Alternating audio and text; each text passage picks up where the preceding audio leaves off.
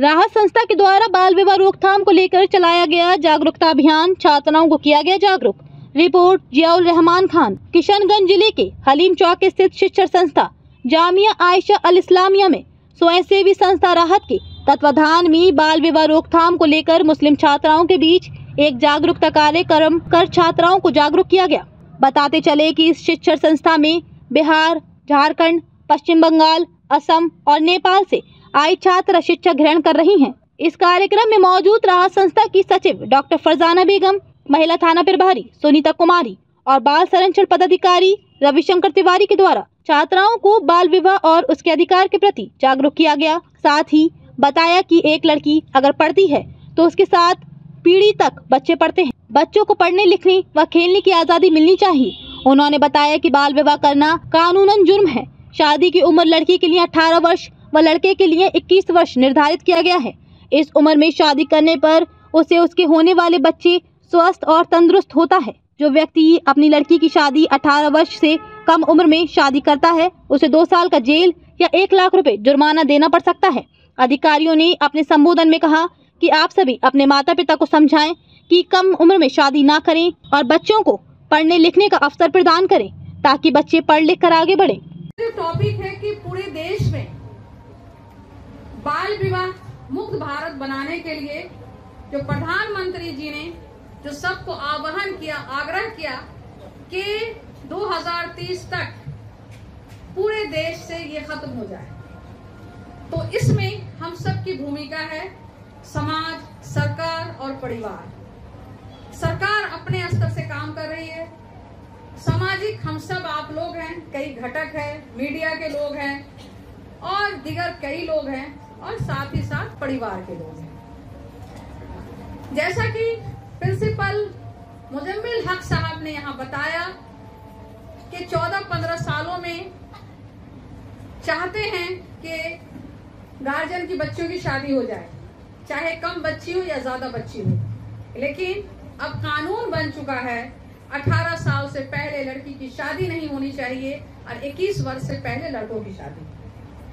हम सब जानते हैं, लेकिन उसके जानने के बावजूद भी कई बार ऐसे हालात आते हैं कि जहां पर कि जानबूझकर या फिर किसी तरह का लालच, प्रलोभन के चक्कर में कुछ लोग आज भी शादी करा रहे हैं। तो हम सब इस मुहिम में जुड़कर इसको आगे बढ़ाना है और खत्म करना है।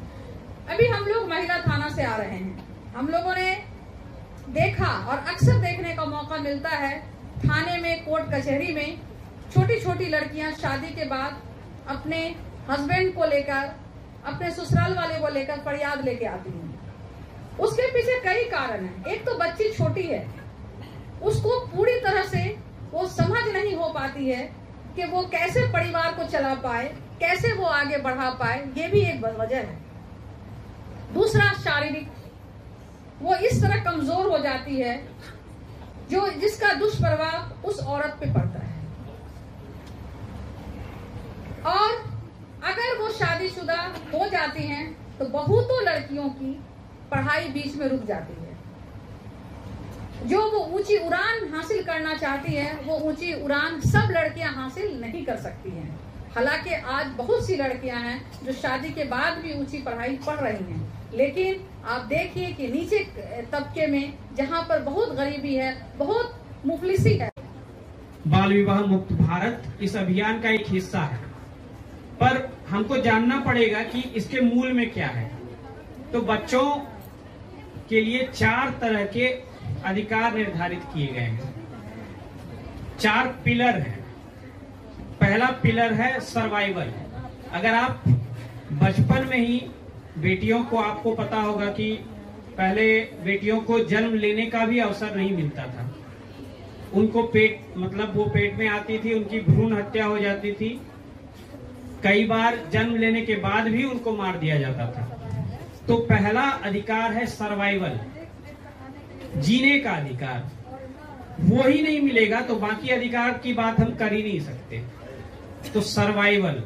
दूसरा अधिकार है डेवलपमेंट, मतलब विकास का अधिकार।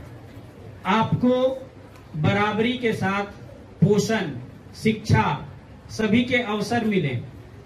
वो अधिकार आपको मिलना चाहिए। तो वो डेवलपमेंट का अधिकार है। अगर वो अधिकार आपको नहीं मिलेगा तो आपका जो मानसिक है, शारीरिक है, वो विकास आपका रुक जाएगा। फिर हम इस कड़ी से आगे नहीं बढ़ पाएंगे। Survival, development. तीसरा है प्रोटेक्शन। प्रोटेक्शन मतलब हर तरह से हिफाजत, हर तरह से आपको सुरक्षा मिलनी चाहिए। सुरक्षा किससे मिलनी चाहिए? जो आपके प्रति हिंसा का भाव रखते हैं उनसे। वो कहीं भी हो सकते हैं, वो आपके अपने परिवार में हो सकते हैं, आपके समाज में हो सकते हैं। कोई जरूरी नहीं है कि आपके परिवार समाज का ही हिस्सा हो। आप पैदल कहीं सुनसान गली में चल रही हैं, वहां आप हिंसा का शिकार हो सकती हैं। तो ये तीसरा और सबसे महत्वपूर्ण अधिकार है। और उसके बाद अगर आपने ये 3 पा लिया तो चौथा अधिकार है पार्टिसिपेशन, मतलब भागीदारी, निर्णय लेने की स्वतंत्रता। किसी भी बच्ची की शादी 18 साल से कम उम्र में नहीं होनी चाहिए और लड़कों की शादी 21 साल से कम उम्र में नहीं होनी चाहिए।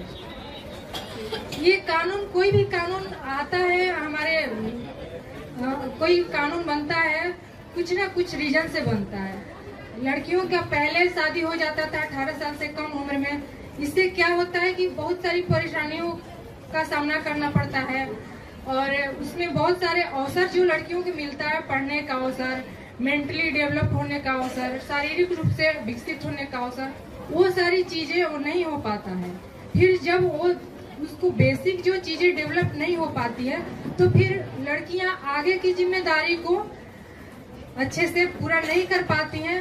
और जो परिवार में या समाज में लड़कियों से उम्मीद किया जाता है कि लड़कियां एक अच्छा परिवार का निर्माण करेंगी, एक अच्छा समाज का निर्माण करेंगी, वो नहीं हो पाता है। इसलिए कि उनको अवसर ही नहीं दिया गया कुछ सीखने का, समझने का और आत्मनिर्भर बनने का।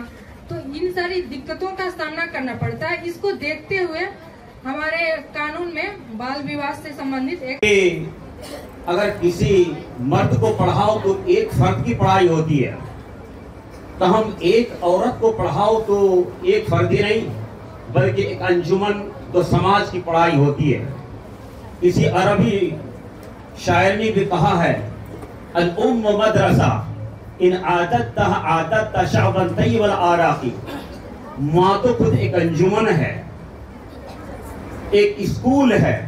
अगर इन्हें पढ़ा दो तो कई समाज सुधार सकते हैं। मैं बाल विवाह के मुतालिक जो हमारा मुल्की कानून है उसका स्वागत करते हैं, दिल से भी, जान से भी और प्रैक्टिकल अंदाज से भी। मेरी कोशिशें रहती हैं कि वो गार्जियन जो जागरूक नहीं हैं, बच्चियों को पढ़ने भेजने के बाद वो टोला और बस्तियों में ताकते रहते हैं कि कब कोई रिश्ता हमारा आ जाए तो अपनी जिम्मेदारी को निभा दें।